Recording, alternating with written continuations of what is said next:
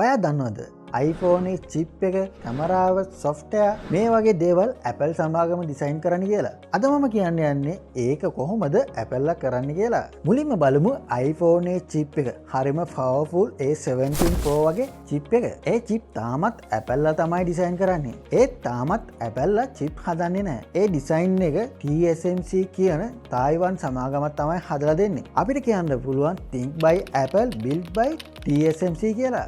ඉස්සරහට camera system එක බලමු.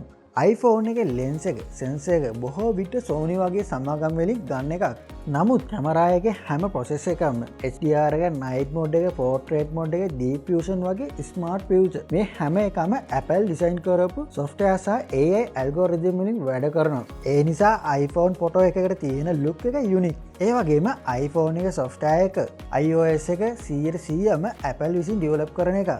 එතන Siri, Face ID, Camera App, Animation, Smooth Performance මේ හැම එකම Apple engineers ලාගේ වැඩ. ඒ නිසා තමයි iPhone එක ජීව ගණක් ස්මූත්ව රන් වෙන එක. ඒ කියන්නේ iPhone කියන එක brand එකක් නෙවෙයි. hardware software combination එකක්. design එක Apple ලාගේ manufacturer වෙනස් සමාගමක්ගේ. නමුත් අවසාන result එක 100%ම Apple quality. ඔයාට මේ වීඩියෝ වැදගත් කියලා හිතුනොත් like එකක් දාන්න. subscribe කරලා next tech video එක miss කරගන්න එපා.